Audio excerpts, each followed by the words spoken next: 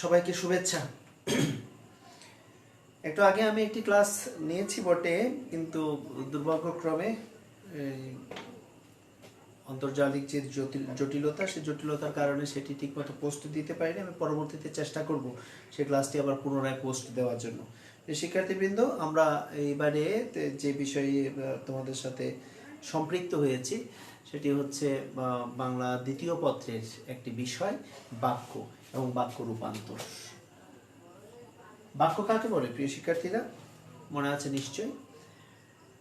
Doctor মনির চৌধুরী এবং মুফাজ্জল হায়দার চৌধুরী তারা দুজনে মিলে বলছেন যে সুবিন্যস্ত পদসমষ্টি দ্বারা, শিক্ষার্থীরা একটু খেয়াল করবে, যে সুবিন্যস্ত পদ সমষ্টি দ্বারা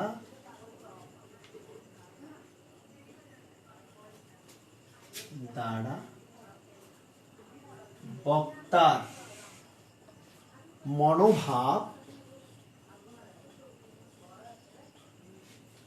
শ্রোতার কাছে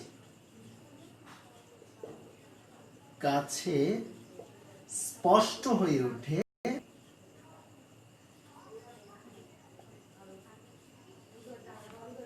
তাই বাক্য। তাহলে এই যে সংজ্ঞাটি আমরা দেখতে পাচ্ছি, যে সুবিন্যস্ত পদ সমষ্টি দ্বারা বক্তার মনোভাব শ্রোতার কাছে স্পষ্ট হয়ে ওঠে, তাই হচ্ছে বাক্য। তাহলে এখানে দুটি বিষয়, সুবিন্যস্ত পদ সমষ্টি আর একটি হচ্ছে শ্রোতার কাছে বক্তব্যটা স্পষ্ট হয়ে ওঠা। সুবিন্যস্ত পদ সমষ্টি বলতে কি বোঝানো হচ্ছে? আমরা জানি যে শব্দ যখন বিভক্তিযুক্ত হয় তখন সেটি পদ হয়ে ওঠে, আর বাক্য কখনো পদ ছাড়া হবে না। কতগুলো শব্দ পাশাপাশি বসালেই কিন্তু বাক্য হয়ে যাবে না, যতক্ষণ পর্যন্ত সেটি বিভক্তি দ্বারা যুক্ত না হচ্ছে। যেমন আমরা যদি পাশাপাশি কয়েকটি কাঠের খণ্ডকে যদি আমরা পাশাপাশি রেখে দেই, সেটিকে ততক্ষণ পর্যন্ত দণ্ডে পরিণত করা যাবে না যতক্ষণ পর্যন্ত না আমরা সেগুলোর মাঝখানে আমরা আঠা জুড়ে দিচ্ছি। তাহলে এই বিভক্তি নামক এই আঠাটি যুক্ত করার মধ্য দিয়ে আমরা কিন্তু মূলত আমরা একটা বাক্য গঠন করতে পারি। তাহলে শব্দকে বাক্যে পরিণত করার জন্য শব্দকে পদে পরিণত করতে হয়। আর পদ কাকে বলে? বিভক্তিযুক্ত শব্দকেই পদ বলে। আমরা পদের সঙ্গে যখন বিভক্তি যুক্ত হবে তখনই সেটি হবে, শব্দের সঙ্গে যখন বিভক্তি যুক্ত হবে তখন সেটি হবে পদ। তাহলে সুবিন্যস্ত পদ সমষ্টি, তাহলে শুধু পাশাপাশি কতগুলো পদ বসিয়ে দিলেই কি হয়ে যাবে? পাশাপাশি কতগুলো আমি পদ পাশাপাশি বসিয়ে দিলাম, তাহলে কি সেটি বাক্য হয়ে যাবে? না, তা হবে না। তার একটা সুন্দর বিন্যাসের প্রয়োজন রয়েছে, সুবিন্যস্ত পদ সমষ্টি। পদগুলোর সুন্দরভাবে বিন্যস্ত হওয়া চাই, কার পর কি বসবে, কোনটির পর কোনটি বসবে, তাদের মধ্যে আন্ত যে সম্পর্কটুকু, সেই সম্পর্কটুকু বজায় রেখে তবেই আমাকে বাক্যটি গঠন করতে হবে। তাহলে যে সুবিন্যস্ত পদ সমষ্টি দ্বারা বক্তার মনোভাব শ্রোতার কাছে স্পষ্ট হয়ে ওঠে। আমি যা বলতে চাইছি সেটি আমার সেই কথাটি যে শুনবে তার কাছে যতক্ষণ পর্যন্ত না স্পষ্ট হয়ে উঠছে ততক্ষণ পর্যন্ত কিন্তু সেটি বাক্য হবে না। তাহলে যে সুবিন্যস্ত পদ সমষ্টি দ্বারা কোনো বিষয়ে বক্তার মনোভাব সম্পূর্ণরূপে প্রকাশ পায় বা শ্রোতার কাছে স্পষ্ট হয়ে ওঠে, তখনই সেটিকে বলা হয় বাক্য। এ বাক্যের নানা রকম শ্রেণীকরণ আছে। নানা রকম শ্রেণীকরণের প্রথম যে শ্রেণীকরণটি, সে বিষয়টি আমরা আলোচনা করছি, যেমন গঠন বৈশিষ্ট্য অনুসারে। গঠন অনুসারে বাক্যের শ্রেণীকরণ, গঠন অনুসারে বাক্য।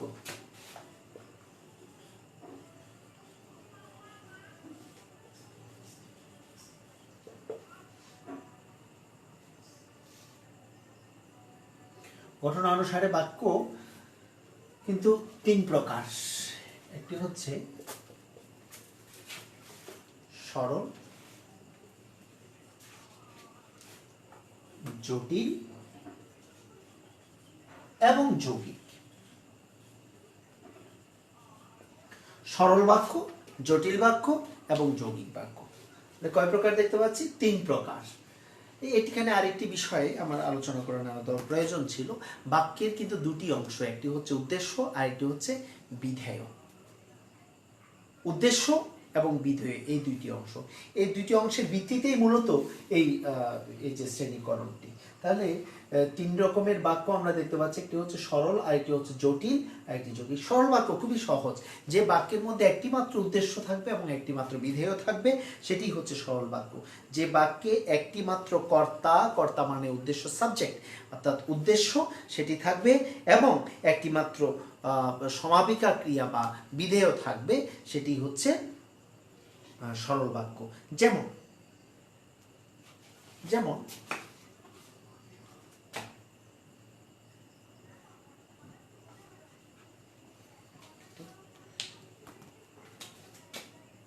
রহিম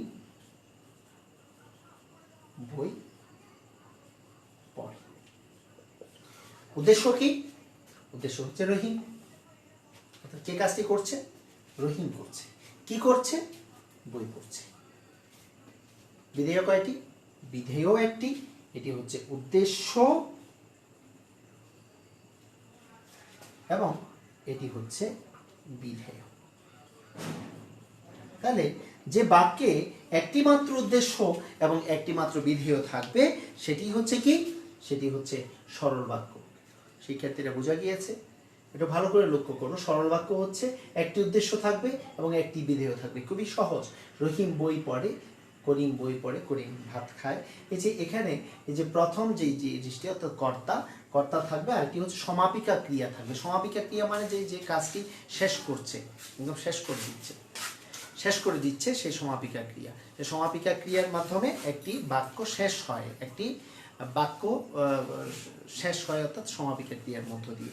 এরপরে দেখো যেটি আছে সেটি হচ্ছে জটিল বাক্য। জটিল বাক্য কাকে বলে? যে বাক্যে একটি প্রধান খণ্ডবাক্য এবং এক বা একাধিক নির্ভরশীল বাক্য পরস্পর সাপেক্ষভাবে ব্যবহৃত হয়, তাকে জটিল বাক্য বলে। দেখো, এক বা একাধিক একটি প্রধান খণ্ডবাক্য থাকবে, একটি প্রধান খণ্ডবাক্যের অধীনে এক বা একাধিক পরস্পর নির্ভরশীল খণ্ডবাক্য পরস্পর সাপেক্ষভাবে ব্যবহৃত হবে। এখন কি সাপেক্ষ মানে কি? সাপেক্ষ মানে হচ্ছে যে এটির উপর নির্ভরশীল বাক্য, অর্থাৎ একটি প্রধান বাক্য থাকবে, সে বাক্যের উপরে নির্ভরশীল এক বা একাধিক, একটিও থাকতে পারে আবার একাধিকও থাকতে পারে, সেটি হচ্ছে জটিল বাক্য। তাহলে জটিল বাক্যের মধ্যে আমরা একটা উদাহরণের সাহায্যে আলোচনা করতে পারি।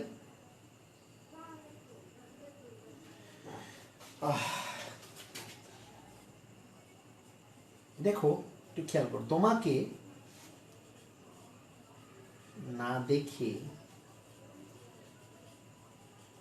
আমি যে কত কষ্ট অনুভব করেছি তা তুমি বুঝবে না।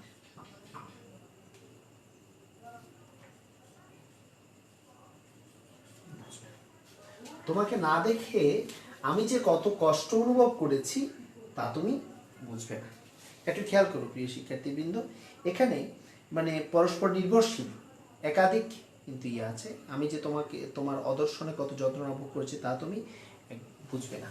অর্থাৎ এখানে ব্যাপারটা হচ্ছে আমি তোমাকে না দেখে আমি অনেক কষ্ট অনুভব করেছি।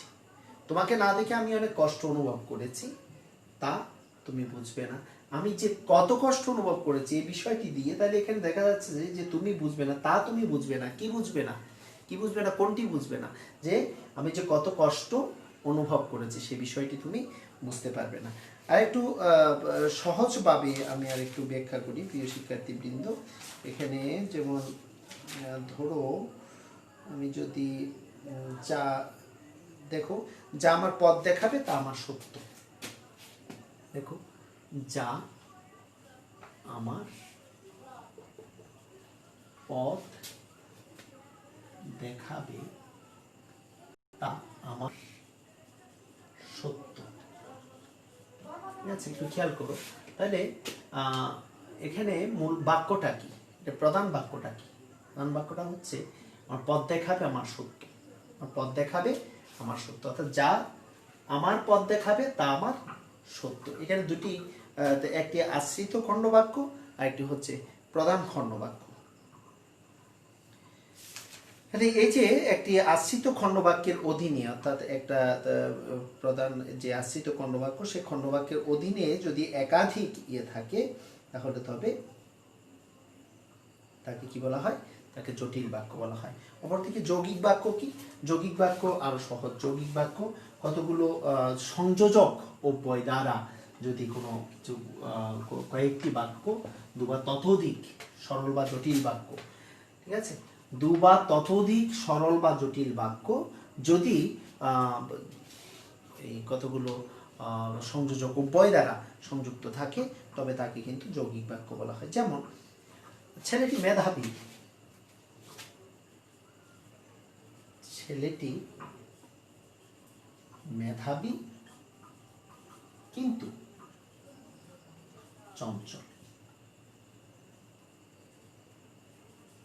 খেয়াল করো, ছেলেটি মেধাবী, ছেলেটি চঞ্চল, দুটি বাক্য। এই দুটি বাক্য দুটি সরল বাক্য। ছেলেটি মেধাবী, ছেলেটি চঞ্চল, এই দুটি সরল বাক্যকে আমি কিন্তু নামক এই একটি অব্যয় পদ দ্বারা আমরা কিন্তু এটি যুক্ত করেছি। সুতরাং এটি একটি যৌগিক বাক্য। তাহলে গঠনানুসারে আমরা শ্রেণীকরণ পেলাম কয়টি? তিনটি শ্রেণীকরণ পেলাম, একটি সরল, একটি জটিল এবং আরেকটি যৌগিক।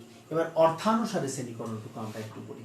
দেখো, অর্থানুসারে এই বাক্যের শ্রেণীকরণটুকু কি?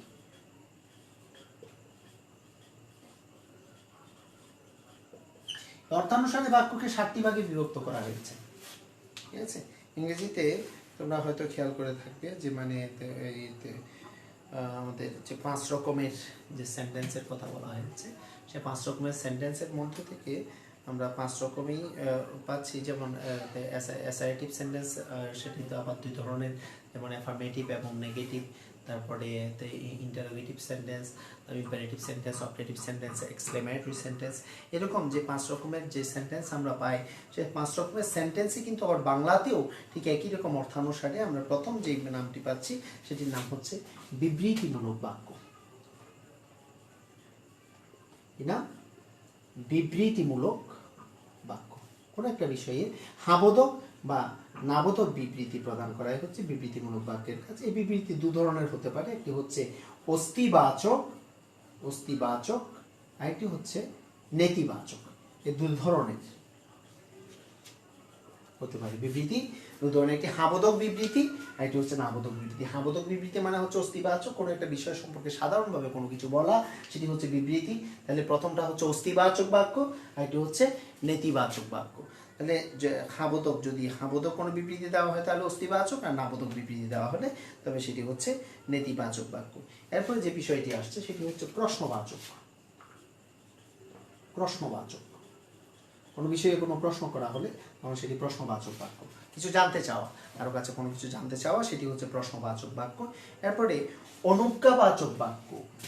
অনুজ্ঞাবাচক, যেটা আমরা যে আদেশ উপদেশ, অনুজ্ঞাবাচক আদেশ উপদেশ মূলক বাক্য, যেটি যেমন এই জাতীয় বাক্যগুলোতে দেখা যাচ্ছে যে সাবজেক্ট অনেক সময় উজ্জ থাকে, অর্থাৎ লুকায়িত থাকে, ঠিক আছে। সাবজেক্ট লুকায়িত থাকে, অর্থাৎ কাকে বলা হচ্ছে। যেমন আমি যদি বলি বেরিয়ে যাও, কাকে বলছি সেটা কিন্তু স্পষ্ট নয়, কিন্তু যাকে বলছি সেই বুঝবে। তাহলে এই সমস্ত বাক্যগুলোকে বলা হয় অনুজ্ঞামূলক বাক্য, অনুজ্ঞাবাচক বাক্য। এই অনুজ্ঞাবাচক বাক্যের মধ্যে আবার যে কোনোটা আদেশ বোঝাবে, কোনোটা উপদেশ বোঝাবে। যেমন কখনো বলা হতে পারে যে মানে সদা সত্য কথা বলবে, কখনো বলা হতে পারে যে মানে এমন কাজ করো না বা বেরিয়ে যাও, ঠিক আছে। এখানে আদেশও হতে পারে, উপদেশও হতে পারে। এগুলো হচ্ছে অনুজ্ঞাবাচক বাক্য। আবার এরপরে যদি বলি আমরা ইচ্ছা বা প্রার্থনা সূচক বাক্য। ইচ্ছা বা প্রার্থনা সূচক বাক্য। ইচ্ছা বা প্রার্থনা সূচক বাক্য হচ্ছে সেগুলোই যেগুলো দ্বারা মানে আমি নিজে করার ক্ষমতা নেই, তোমার মঙ্গল হোক, তোমার তুমি দীর্ঘায়ু হও, এটা ভগবানের কাছে বা ঈশ্বরের কাছে বা আল্লাহর কাছে, খোদা তাআলার কাছে আমরা কিন্তু প্রার্থনা করি। যখন কারো মাধ্যমে আমরা যখন সন্তুষ্ট হই তখন তার দীর্ঘ জীবন আমরা কামনা করি। এটি হচ্ছে প্রার্থনা সূচক বাক্য, অর্থাৎ কারো কাছে কোনো কিছু পেয়ে সন্তুষ্ট হলে তার প্রতি আশীর্বাদ প্রদান করা, সেটি হচ্ছে প্রার্থনা সূচক বাক্য। এরপরে যে বিষয়টি আসছে সেটি হচ্ছে আবেগসূচক বাক্য, যেটা ইংরেজিতে আমরা এক্সক্লেমেটরি সেন্টেন্স বলে আমরা অভিহিত করে থাকি, সেটি হচ্ছে আবেগসূচক বাক্য। আবেগ।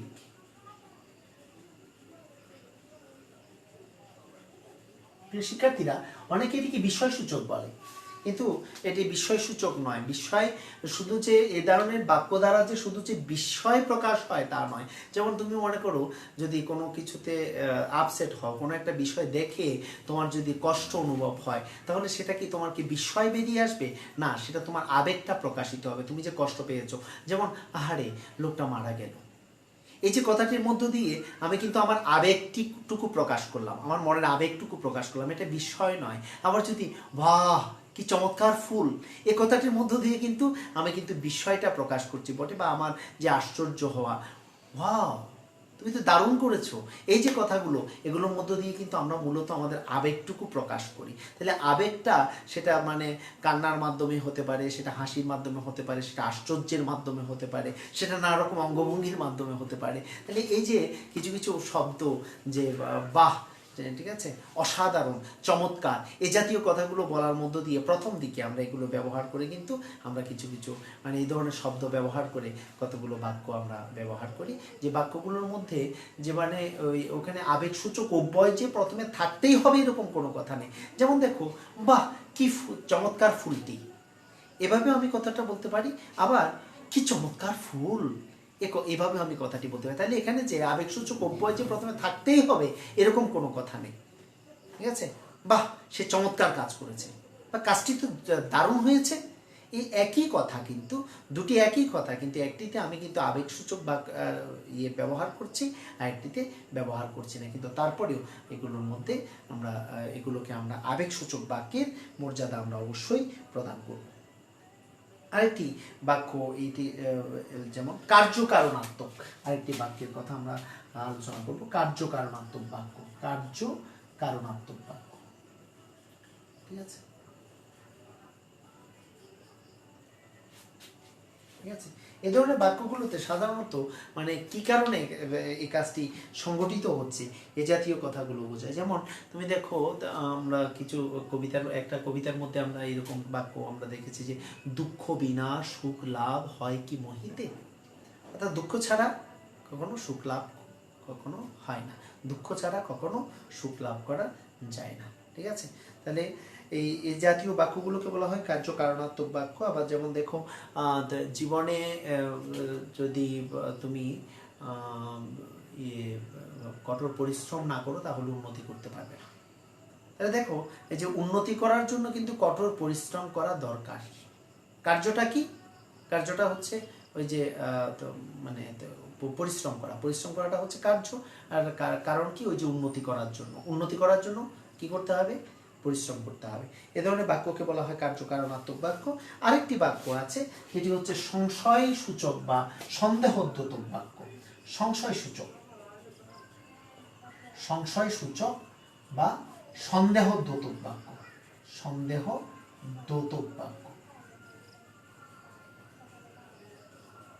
সংশয় সূচক বা সন্দেহদ্যোতক বাক্য। এই জাতীয় বাক্যগুলোতে সংশয় প্রকাশ করা হয়, হয়তো আজকে বৃষ্টি হতে পারে, ঠিক আছে। সম্ভবত ঈদের পরে কলেজ খুলতে পারে।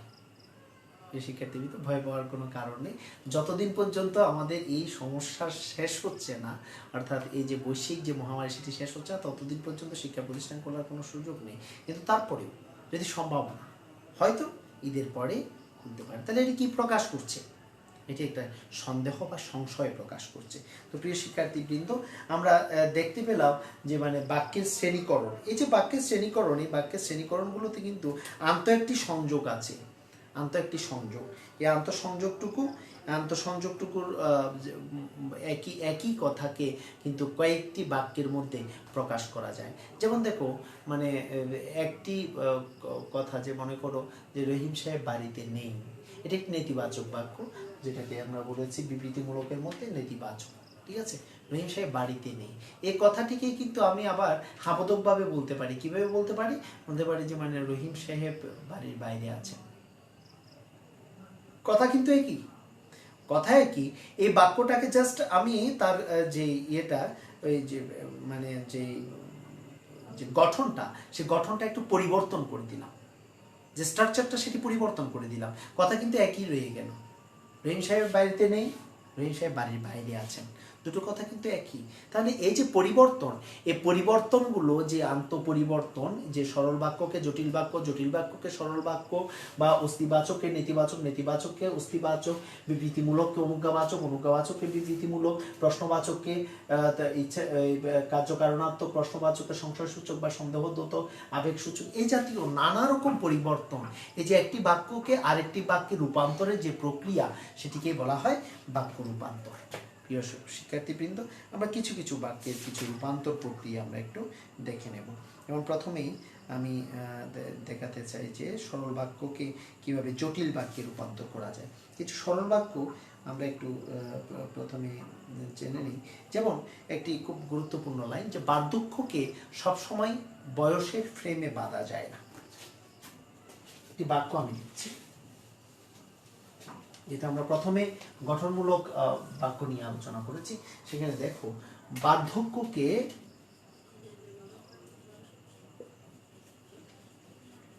সব সময় বয়সের ফ্রেমে বাঁধা যায় না।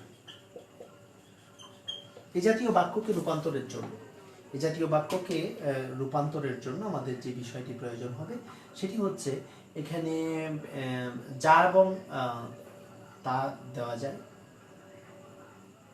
যা এবং তাকে এই জাতীয় বাক্যে, মানে আমি যদি এটিকে যদি জটিল করতে চাই, এটি একটি সরল বাক্য হচ্ছে, বার্ধক্যকে সবসময় বয়সের ফ্রেমে বাঁধা যায় না। বার্ধক্যকে, এটি হচ্ছে উদ্দেশ্য, সবসময় বয়সের ফ্রেমে বাঁধা যায় না, এটি হচ্ছে বিধেয়, এটা পুরোটাই হচ্ছে বিধেয়। তাহলে এটিকে যদি আমি যদি জটিল বাক্যে রূপান্তর করতে চাই,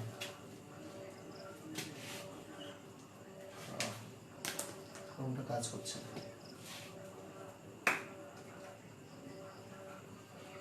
জটিল বাক্যে যদি রূপান্তর করতে চাই, তাহলে সেক্ষেত্রে আমাকে কি করতে হবে, যে যা বার্ধক্য, যা বার্ধক্য, যা এই ইয়েটি এই বইটি নিয়ে আসতে হবে, যা বার্ধক্য তাকে সবসময় বয়সের ফ্রেমে বাঁধা যায় না। ঠিক আছে, এটিকে যদি আমি এই বাক্যকে যদি আমি জটিল করতে চাই, তাহলে যা বার্ধক্য তাকে সবসময় বয়সের ফ্রেমে বাঁধা যায় না। শিক্ষার্থীবৃন্দ, যেমন আরেকটি বাক্য তোমাদেরকে বলি, জাদুঘর আমাদের আনন্দ দেয়, এই জাতীয় বাক্য, জাদুঘর আমাদের আনন্দ দেয়। তাহলে এটি একটি সাধারণ বাক্য, যে জাদুঘর আমাদেরকে আনন্দ দেয়। তাহলে এটিকে যদি আমি যদি এই সরল বাক্যটিকে জটিল বাক্যে পরিণত করতে চাই, তাহলে বলতে হবে, যা জাদুঘর তা আমাদের সবসময় আনন্দ দেয়, যা জাদুঘর তা আমাদের আনন্দ দেয়। আবার দেখো, আমরা যদি বলি যে মানে সূর্যোদয়ে অন্ধকার দূরীভূত হয়, সূর্যোদয়ে অন্ধকার দূরীভূত হয়, সূর্যোদয়ে অন্ধকার দূরীভূত হয়, এটি ইয়ে করার জন্য আমাদের মানে যে বিষয়টি দরকার সেটি হচ্ছে সূর্যোদয়ে সেটি হচ্ছে একটি উদ্দেশ্য, আর অন্ধকার দূরীভূত হয় সেটি হচ্ছে বিধেয়। তাহলে এই অংশটিকে যদি আমরা যদি যৌগিক করতে চাই, অর্থাৎ দুটি বাক্যে যদি রূপান্তর করতে চাই, তাহলে আমাদেরকে যেটি বলতে হবে, সূর্যোদয় হয় এবং অন্ধকার দূরীভূত হয়। তাহলে দুটি বাক্য হয়ে গেল, সূর্যোদয় হয় এবং অন্ধকার দূরীভূত হয়। সূর্যোদয় হচ্ছে, এরপর অন্ধকার দূরীভূত হচ্ছে। তারপর দেখো, যে লোক চরিত্রহীন সে পশুর চেয়েও অধম। দেখো বাক্যটা খেয়াল করো, এটি কি ধরনের বাক্য? যে লোক চরিত্রহীন সে পশুর চেয়েও অধম। ঠিক আছে, সে পশুর চেয়েও অধম। কে? যে লোক চরিত্রহীন। তাহলে একটা নির্ভরশীলতা আছে, একটি বাক্যের উপরে আরেকটি বাক্যের নির্ভরশীলতা আছে। যেহেতু নির্ভরশীলতা আছে, সুতরাং এটি অবশ্যই কি ধরনের বাক্য? জটিল বাক্য। এটি অবশ্যই জটিল বাক্য। তাহলে এই জটিল বাক্যটিকে যদি আমি সরল বাক্যে রূপান্তর করতে চাই, তাহলে কি বলতে হবে? চরিত্রহীন লোক পশুর চেয়েও অধম। যদি আমি যদি একদম সরল বাক্যে রূপান্তর করতে চাই, তাহলে চরিত্রহীন লোক পশুর চেয়েও অধম। আবার দেখো, একথা স্বীকার করতেই হয়, এটা একটা অস্তিবাচক বাক্য, একথা স্বীকার করতেই হয়। ঠিক আছে? তো এই বিষয়টি যদি আমি নেতিবাচকতায় রূপান্তর করতে চাই, অর্থাৎ নেতিবাচক বাক্যে যদি রূপান্তর করতে চাই, তাহলে আমাকে কি করতে হবে, যে এই কথা স্বীকার না করে পারা যায় না। খেয়াল করো, কথা কিন্তু একই রয়ে গেল, এই কথা স্বীকার করতেই হয় এবং এই কথা স্বীকার না করে পারা যায় না, এই জাতীয় বাক্য। তাহলে আমার অন্তর্নিহিত অর্থটা ঠিক রেখে আমি যেভাবেই পারি বাক্যের স্ট্রাকচারটা চেঞ্জ করা, যে পরিবর্তন করে দেওয়া, এই পরিবর্তন করে দেওয়ার নামই হচ্ছে বাক্যান্তর। ঠিক আছে? আরেকটি বাক্য দেখো, যে একদম আবেগসূচক বাক্যে যদি আমি রূপান্তর করতে চাই একটি বাক্যকে, যেমন সরলভাবে যদি আমি বলি দৃশ্যটি খুবই সুন্দর, দৃশ্যটি খুবই সুন্দর, বিবৃতিমূলক বাক্য, একটি সাধারণ বাক্য হলো এটি, দৃশ্যটি খুবই সুন্দর। তাহলে এটিকে যদি আমি আবেগ দিয়ে প্রকাশ করতে চাই, তাহলে আমাকে কি করতে হবে, এটি আবেগ দিয়ে বলতে চাই, বাহ কি সুন্দর দৃশ্যটি, তাই না? এভাবে বলা যায়, বা কি চমৎকার দৃশ্যটি, ঠিক আছে, এভাবেই বলা যায়। তাহলে দুইভাবে আমরা সেটিকে করতে পারি। প্রথমে আমি আবেগসূচক অব্যয় ব্যবহার করতে পারি, অথবা আবেগসূচক অব্যয় ব্যবহার না করেও কিন্তু আমি এটা করতে পারি। ঠিক আছে? আবার এবার দেখো, আমি যদি জটিল বাক্যকে কিভাবে সরল বাক্য, যৌগিক বাক্যে রূপান্তর করব। জটিল বাক্য, যেমন একটি জটিল বাক্য আমি তোমাদের বলছি, যে যদি সাফল্য চাও তাহলে পরিশ্রম করো। ঠিক আছে? যদি সাফল্য চাও তাহলে পরিশ্রম করো। খেয়াল করো, যদি সাফল্য চাও তাহলে পরিশ্রম করো। এটি একটি জটিল বাক্য, স্বাভাবিকভাবে এটি একটি জটিল বাক্য। এটিকে যৌগিক কিভাবে করব, সাফল্য চাও, একটি বাক্য হয়ে গেল, সাফল্য চাও তবে পরিশ্রম করো, সাফল্য চাও তবে পরিশ্রম করো, দুটি বাক্য, পরিশ্রম করো এবং সাফল্য চাও, এই দুটির মাঝখানে তবে শব্দটি বসিয়ে কিন্তু আমরা কিন্তু যৌগিক বাক্যে রূপান্তর করতে পারলাম। ঠিক আছে? আবার দেখো,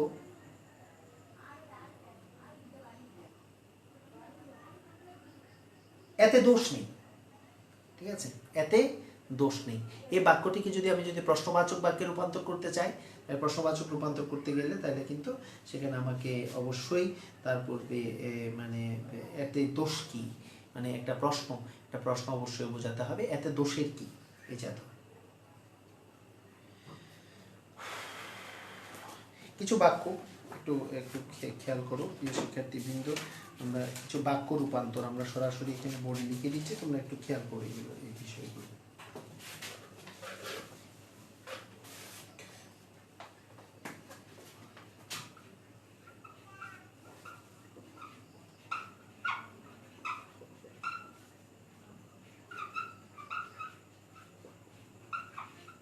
তিনি দরিদ্র কিন্তু সৎ, এই যে বাক্যটি শিক্ষার্থীরা তোমরা দেখতে পাচ্ছ, তিনি দরিদ্র কিন্তু সৎ, এই বাক্যটিতে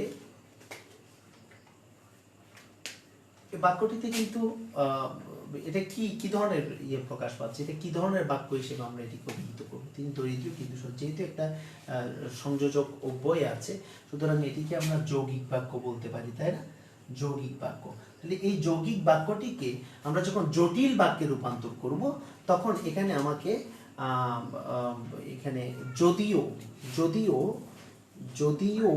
তিনি দরিদ্র তবুও তিনি সৎ। ঠিক আছে? তিনি দরিদ্র কিন্তু সৎ, যদিও তিনি দরিদ্র তবুও তিনি সৎ।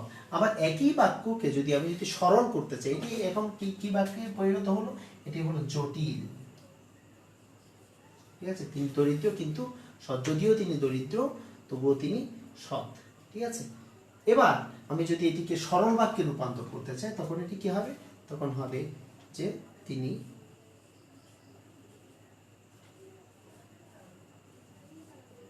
দরিদ্র হলেও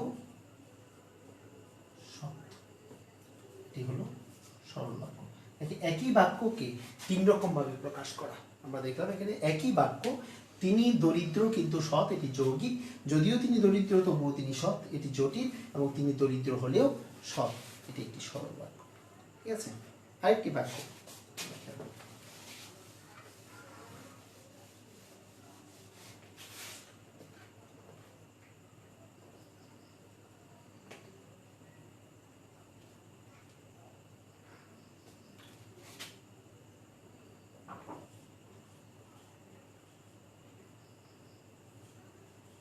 তুমি অসত্য বলছো। খেয়াল করো, তুমি অসত্য বলছো। এই যে বাক্যটি, এটা কি ধরনের বাক্য হবে? যেহেতু তুমি একটি উদ্দেশ্য এবং অসত্য বলছো, এটি একটি বিধেয়, সুতরাং এটি অবশ্যই সরল বাক্য। ঠিক আছে, সরল বাক্য। এই সরল বাক্যটিকে আমি যখন প্রথমে যদি জটিল করি, ঠিক আছে, তাহলে তুমি যা বলছো তা অসত্য। যা এবং তা দিয়ে আমরা কি করলাম? এটি সাপেক্ষ সর্বনাম বলা হয় এগুলোকে। এই সাপেক্ষ সর্বনাম, যা, তা, যদি, তবে, ঠিক আছে, এই জাতীয় শব্দগুলোকে বলা হয় কি? সাপেক্ষ সর্বনাম। তাহলে এই যে যা এবং তা দিয়ে তুমি যা বলছো তা অসত্য, এটি আমরা কি করলাম? এটি জটিল বাক্যে রূপান্তর করলাম। ঠিক আছে,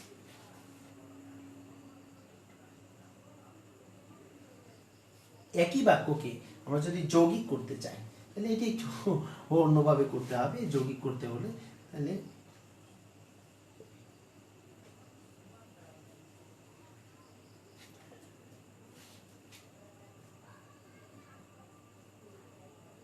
তুমি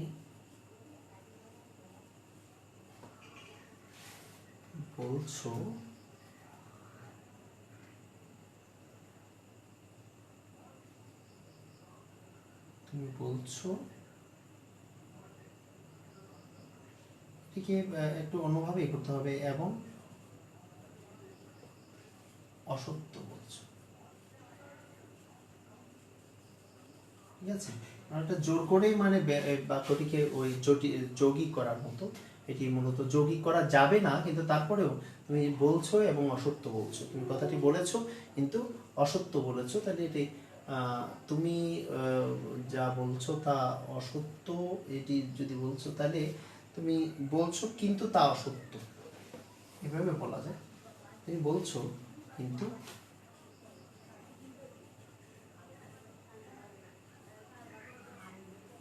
অসত্য, কিন্তু তা অসত্য, দুটি বাক্যে রূপান্তর হবে। এইভাবে আমরা কিন্তু একই বাক্যকে কিন্তু বিভিন্নভাবে আমরা রূপান্তর করতে পারি। আমরা কমলাকান্তের জবানবন্দি থেকে, সেখান থেকে একটি বাক্য এখানে আমরা দেখতে পাচ্ছি, বিড়ালকে বোঝানো দায় হলো। বিড়ালকে বোঝানো দায় হলো।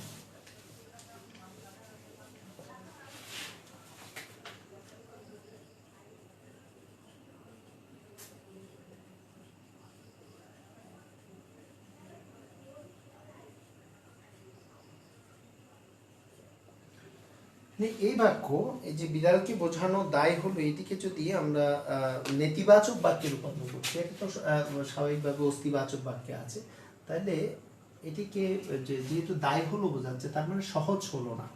বিড়ালকে বোঝানো সহজ হলো না।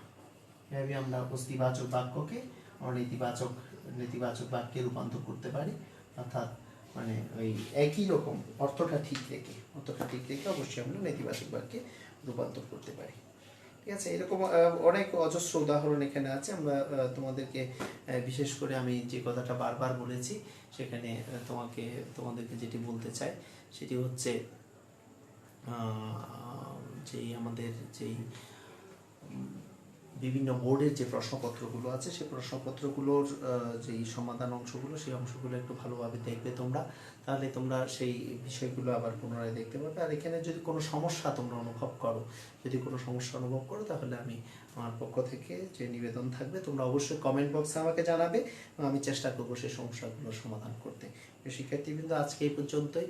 ভালো থাকবে, আমাদের সেই দুর্দিন কেটে যাক, সুদিন ফিরে আসুক, সেই আকাঙ্ক্ষায় আজকের এই ক্লাস শেষ করছি। ধন্যবাদ সবাইকে।